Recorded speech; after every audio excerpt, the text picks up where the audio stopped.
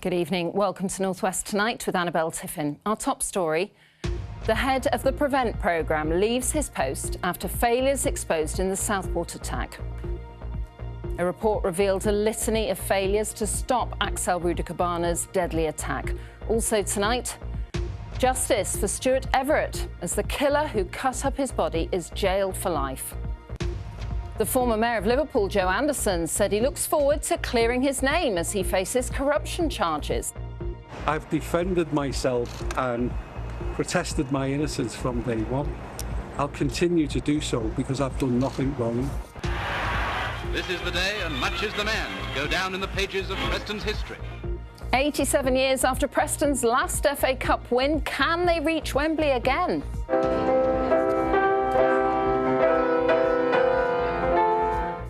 The last piano ever used by John Lennon before he died is played for the first time in 30 years in Liverpool. And it's felt a little cooler across the northwest today, but things are warming up for the weekend. All the details coming up.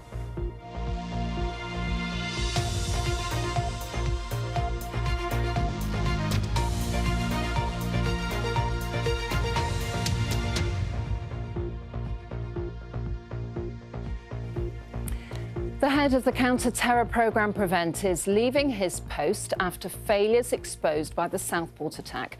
A damning review detailed mischances to stop Axel Rudikabana murdering 3 girls at a Taylor Swift-themed dance class in the town last July. Well, our reporter Nick Qureshi joins me now. So, Nick, what exactly do we know? Annabelle, the Home Secretary, is said to have been extremely concerned by a litany of basic failures exposed in a review into Prevent. Among them, counter-terror police missed several opportunities to stop Axel Rudikabana, it's said, because of spelling mistakes. Another key failure: Prevent prematurely dismissed the threat posed by the then 17-year-old on each of the 3 occasions that he was flagged. And the report into failings itself, first reported by The Times, contained key inaccuracies. So that led to today's development. Michael Stewart, head of Prevent since 2020, going. No one will forget, will they, the horror of that day. Rudikabana murdering 6-year-old BB King, Elsie Dot Stankham, who was 7, and 9-year-old Alice Aguirre at the dance class. He is serving a minimum 52 years behind bars. Now, the Home Office has said it doesn't comment on internal staffing matters, but in the past few minutes, Annabelle, we've heard from the Southport MP, Patrick Hurley, who has said he is pleased the head of Prevent is leaving his role. It's right, Patrick Hurley says, the government has got to grips with this so quickly, and I expect, he says, to see improvements to Prevent in short order. Nick, thanks very much. Stuart Everett was in poor health and vulnerable, but his friend and housemate, Marcin Majikovic, murdered him for money and dumped his body across parts of Greater Manchester. Today, his killer was jailed for life with a minimum term of 33 years. Stuart's family said today his killer was a devious, monstrous individual. Eunice Muller reports. You're detained for the purpose of a search while ascertaining your identity, OK? Or if you could pass me your name. The moment Marcin Majikovic is arrested. It's definitely a mistake. 100%. A month earlier, he murdered and cut up Stuart Everett in the house they shared in Salford. This is him walking to Kersal Dale Nature Reserve to dispose of body parts. This was one of 15 crime scenes. Human remains were found in 5 different locations. You acted in an almost unbelievably cold-blooded and macabre way and showed complete disrespect and contempt for your friend's remains. This denied dignity to Stuart Everett even in death and greatly increased the pain suffered by Stuart Everett's family. The murder investigation began after a passerby found a torso. Detectives went through thousands of hours of CCTV, tracking the killer's movements. The breakthrough came after a police officer working on the case drove past Majikovic and noticed he was the man seen on footage. Marcin Majikovic almost got away with murder, but the court was told he was only caught because of outstanding police work and one great piece of luck. The 42-year-old used his victim's bank cards and his mobile phone after the murder and sent text messages and this birthday card to his family to convince them he was still alive. Stuart Everett's family say they're horrified and traumatised. His brother Richard said, "My wife and my family have been devastated by the inhumane and cruel way his life was ended. We cannot express how we all feel about losing such an endearing and loving human being. Benny, as he was known, did not deserve to have his life ended in such a callous and premeditated manner." The 42-year-old moved in with his victim in 2017 and is said to have an obsession with gore and gruesome horror. Only a third of his victim's body has been recovered. His motive was financial. He owed at least £74,000 in loans and on credit cards. Suspicion of murder for an incident which occurred in Salford. He showed no remorse during the trial or sentencing. Stuart Everett's family say it's hard to put into words how much they miss a caring, loving brother, son and uncle. Eunice Muller, BBC North West Tonight, Manchester. The former mayor of Liverpool, Joe Anderson, has appeared in court accused of involvement in council corruption. He was one of 12 people charged as part of Operation Aloft, launched by police, to look into the awarding of commercial and business contracts from Liverpool City Council between 2010 and 2020. He appeared at Preston Magistrates Court alongside former city politician Derek Hatton and 10 others. Claire Hamilton was in court. Joe Anderson was mayor of Liverpool between 2012 and 2020. He appeared in court today charged with bribery, misconduct in a public office and conspiracy to commit misconduct in a public office. On the misconduct charge, he is said to have sent and or arranged to have sent threatening letters to himself. His son David Anderson also appeared, charged with conspiracy to commit misconduct in a public office. Also in court in person was Derek Hatton, who was deputy leader of Liverpool City Council in the 1980s. He denied 1 count of bribery and 1 count of counselling or procuring misconduct in public office. His wife Sonia indicated a not guilty plea to 1 count of misconduct in a public office. Others who appeared remotely via video link include Nick Kavanagh, Liverpool City Council's former Director of Regeneration. He too indicated a not guilty plea to the charges against him. Former Mayor Joe Anderson had this to say outside court. I've defended myself and protested my innocence from day one. I'll continue to do so because I've done nothing wrong. I've always put the city of Liverpool and its people first, and will always continue to do so. But I look forward to getting the opportunity to go to court and actually clear my name. All 12 defendants were granted unconditional bail and will appear at Preston Crown Court on the 25th of April. Claire Hamilton reporting. Now, the Health Secretary, Wes Streeting, says Labour is fighting for every vote in the Runcorn and Helsby by-election. During a visit to Frodsham in the constituency earlier today, he said Reform UK was making it a straight battle between them and Labour for the seat. He also defended the government's plans to reform welfare benefits. I spoke to him earlier. We're out fighting for every vote here in the Runcorn by-election, and we're here to share with people that the change they voted for back at the general election has already begun. We've delivered the 2 million more appointments that we promised, and we've delivered it 7 months early. We've got NHS waiting lists down 5 months in a row. Now, don't get me wrong, we're not doing victory laps. There's so much more to do, but it's really important that people see that when they vote for change, it's actually happening. I hear your message, but one of your other main messages, as we have this here, is don't vote for reform. So you're really worried about them here, are you? I think everyone should be worried about the Reform Party and what Nigel Farage But you're worried about what that'll do to the Labour vote? Well, we're not taking anyone for granted, and it's very clear that Reform are making this a fight between Labour and Reform. The Conservative Party, we know, are a busted flush, but they're just as bad. Frankly, they ran the NHS into the ground. Kemi Badenoch agrees with Nigel Farage about looking at NHS funding. But do you think Reform can win here?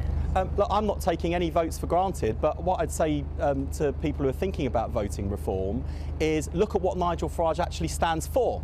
Like when he's asked how would you fund the NHS, he starts talking about insurance premiums. Now, I don't think people in this country want to see an end to the NHS as we know it. I think people have got a chance to vote for the change that Labour is delivering, to elect good Labour representatives, but also send Farage a message. One of the changes that Labour is delivering is these reforms to welfare. There are about 1,700 people in Frodsham alone that have disabilities.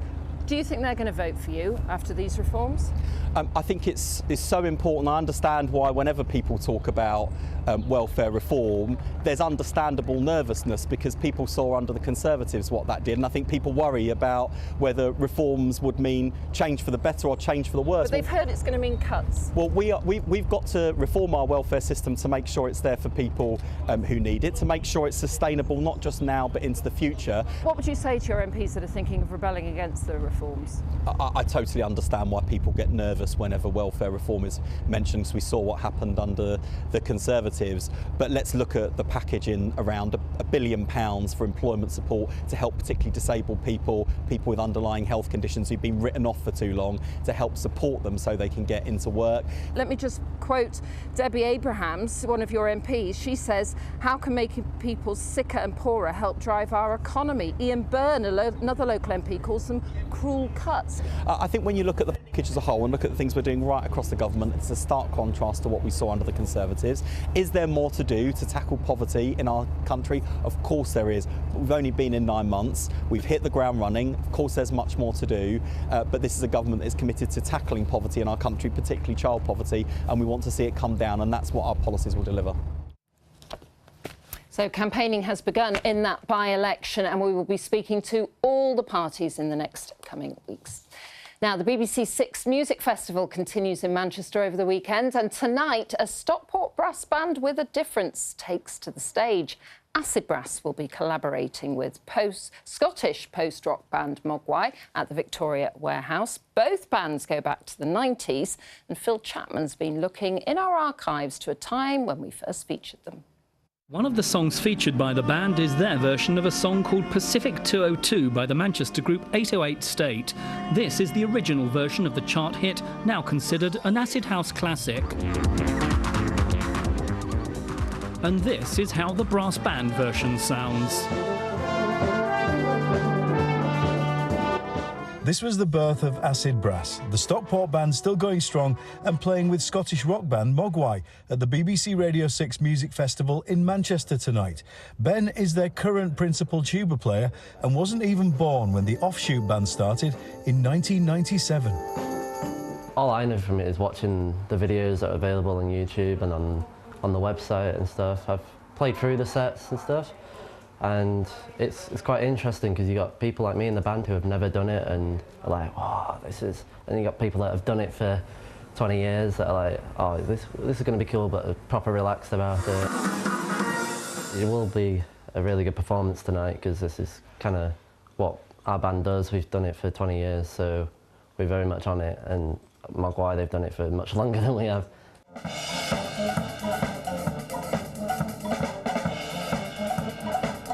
It's incredible, and I think that's what Six Music Festival is about. It's about unique collaborations. Mogwai with Fairy Acid Brass Band, I mean, this is going to be incredible.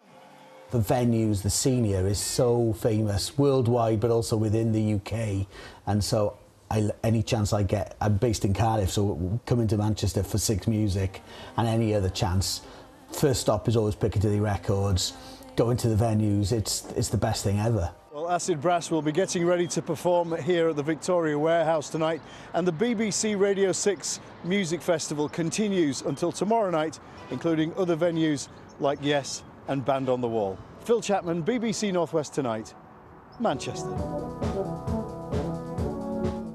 Great bit of archive.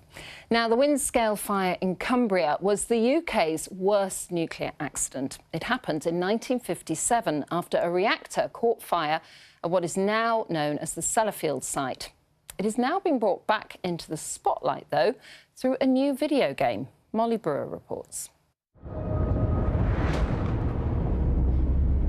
Atomfall, the new post-apocalyptic game based in Cumbria, taking inspiration from a real-life nuclear accident that happened here more than 70 years ago, the Windscale fire.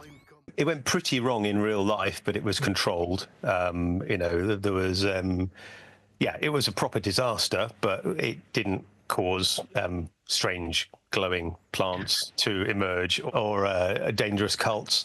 And we just thought it was an interesting spin-off point for sort of alternate fiction. And although the accident wasn't as extreme as in the game, it was serious at the time. The milk from 200 square miles of farmland is condemned as radioactive. Hundreds of cases of thyroid cancer were thought to be caused by the radioactive leak, and all milk produced nearby was destroyed for a month after the fire. But despite this, the accident isn't something that's especially well remembered. I'll be honest, I don't know much about it, and I wasn't taught about it in school, so if this is what brings it into the classroom, or if this is what brings it onto young people's phones or their social media, then so be it. The Chernobyl of Cumbria, I think it's been called by quite a few people. So one of the things at Amptfall that I love is, it's going to sound really sad, but seeing the signposts, the Cumbrian signposts, those black and white metal things, I don't know, that really tickled me. Like, it made me happy seeing that in a title. Windscale was eventually renamed Sellafield. It still employs about 10,000 people locally, and a fair few of them are pretty excited about this game. We've had people in the comments and social media saying, oh, I work at the Sellafield power plant. I'm really looking forward to playing this game, which is a bit weird. Atomfall is out now. Molly Brewer, BBC Northwest Tonight, Cumbria. Now, on to sport. Preston North End are just one win away from an FA Cup semi-final. To get there, they'll have to beat Premier League opposition, won't they, Ian? They will, Annabelle. They will indeed. Tell us all about it. I will. Yeah, it's a sellout at Deepdale for the game against Aston Villa. An exciting time for the home fans, of course, who aren't really used to seeing their team get this far in the competition. It's a long time since Preston North End got to this round of the FA Cup. 87 years, if my maths is right. And here's another stat for you. This is the first time they've reached the quarter-finals since 1966. But though the omens maybe aren't great, they're certainly the underdogs, the FA Cup's renowned for its surprise results, and Preston will be hoping for another. This is the day, and much is the man to go down in the pages of Preston's history.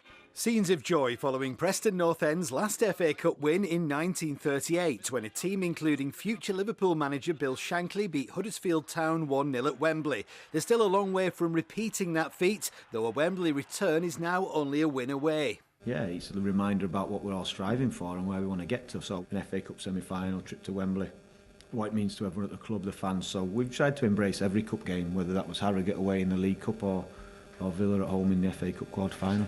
Preston go into Sunday's quarter-final unbeaten at Deepdale in 15 games. In round 5, they beat Lancashire and Championship rivals Burnley 3-0. Wonderful free kick from Robbie Brady. Obviously, when the draw comes out and you see you're at home, it's obviously a plus, especially at this stage of the competition. And yeah, we'll hopefully have the fans will be as good as they were the last game, and we'll try and make it as difficult as possible. 1966 was the last time North End reached this stage of the competition. 2 years after this, their last FA Cup final appearance when, as a second-tier side as they are now, they lost to West Ham. Proud Preston gave 20,000 fans a night to savour. And among their more memorable moments in the intervening years, this, a 4-2 defeat at home to then FA Cup holders Arsenal in January 1999, under the management of current Everton boss David Moyes. To be 2-0 up against the double champions was exceptional. But we boys had worked very hard for it. Also in action on Sunday are last year's beaten finalists Manchester City, who are at fellow Premier League side Bournemouth. It comes as the club continues to wait for a decision over its 115 Premier League financial charges. BBC Radio Manchester's Mike Minay asked the manager how he's feeling about it. Are you getting agitated about the fact that we haven't heard about the charges yet? No. You just carry on your day-to-day business? We are more than 1 year with that, so nothing changed. Have 1 more week or 2 more weeks or 3 more weeks or 4 more weeks. Sale Sharks are back in Premiership rugby action tonight as they host Northampton Saints, and 2 of our sides are playing in Super League. Lee Leopards host Wakefield Trinity, while Warrington Wolves, shown here beating St Helens this time last week, are at home to Leeds Rhinos. Very much, and I just want to make it clear that I do like hearing about Luke Littler's success, because he is absolutely brilliant, isn't he? He's so good. He's a natural. It'd be like you at this. You're so kind. Thank you very much. Now, we're going to talk about somebody that you've met, but we can talk about that in a little while. But the last piano ever used by John Lennon before he died is being played tonight for the first time in 30 years. It has been in a glass cabinet at the Beatles Story Museum in Liverpool since 2015. Yeah, tonight, Brad Keller, who was Annabelle alluded to, I have met last year. We interviewed him on this programme. He taught himself to play while in foster care. And you might remember he went on to win Channel 4's The Piano. Now, he's been given the honour of playing it for the first time in decades. And Kelly Foran has just caught the rehearsals. John Lennon played this very piano hours before his untimely death in 1980. Since then, it's been largely untouched. Until Brad Keller came along. I can't read music, I've never had a lesson in my life. But when I hear music, it's something about it, I just feel it differently than normal people. Brad won the piano, having never had a lesson. It all comes from the heart. You can come from absolutely nothing and have the worst upbringing or not a good upbringing and still make a positive out of a negative.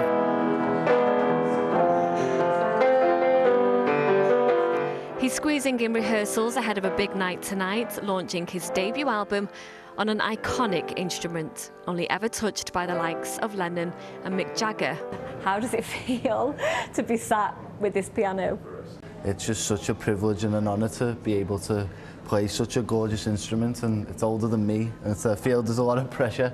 And we couldn't go without noticing he was wearing a blue rosette. Happy birthday. Thank you. It's my mum's birthday today as well.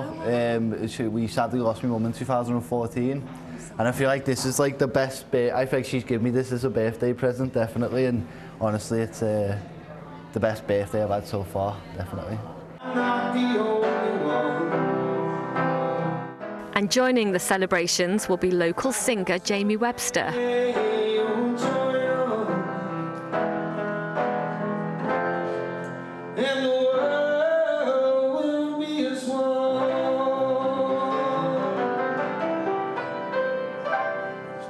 No other hands have been trusted on this piano for so long. Why, Brad?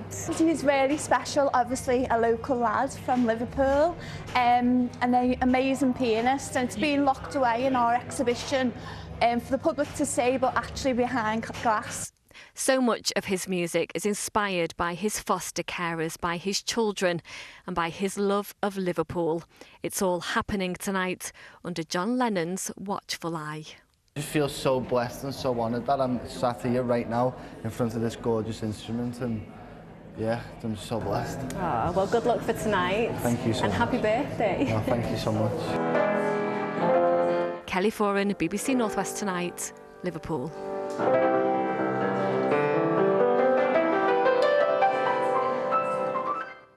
Brilliant, isn't he? He's so good. When I met him, I think it was towards the end of last year, he was playing the Liverpool Philharmonic.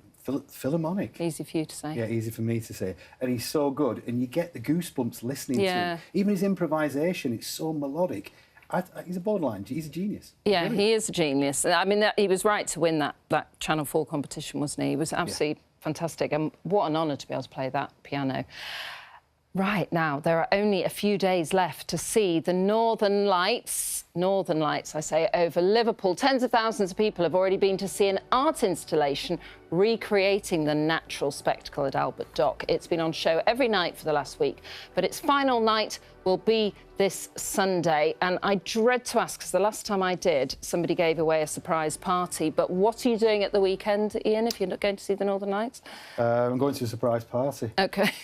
No, I'm at Wigan tomorrow. Wigan Athletic versus Barnsley. Manager Ryan Lowe's first home game in charge. So if you're there, come over, heckle us, speak to us, be interviewed by us. Lovely. And I will be...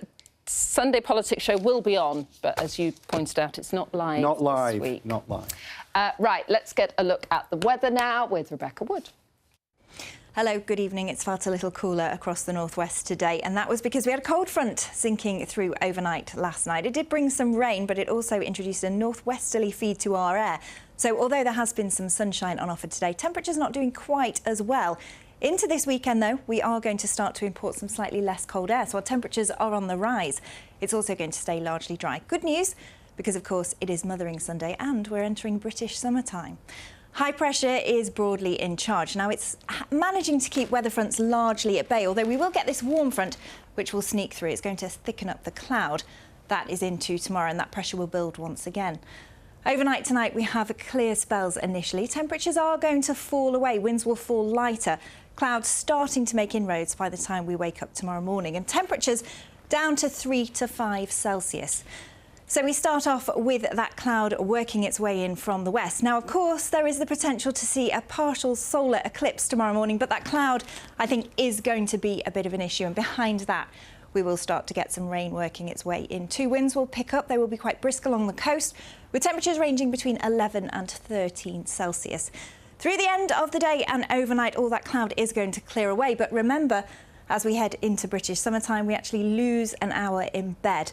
Remember to set those clocks. As for Sunday, that cloud will clear out of the way. We will be left with a largely fine and dry day. Plenty of sunshine, a little bit of cloud here and there, and our temperatures during the day starting to improve. We'll see them climbing up to 14 to 15 Celsius. That sunshine is going to be with us into the start of next week. And look at this. As that high pressure takes hold, we start to import much warmer air. So our temperatures are going to climb. It looks like we're going to stay fine, dry and settled. And we should see those values rising up to 18 degrees. Not a bad outlook. Have a lovely weekend. Not bad at all. If you do celebrate it, have a lovely Mother's Day. Bye-bye from us.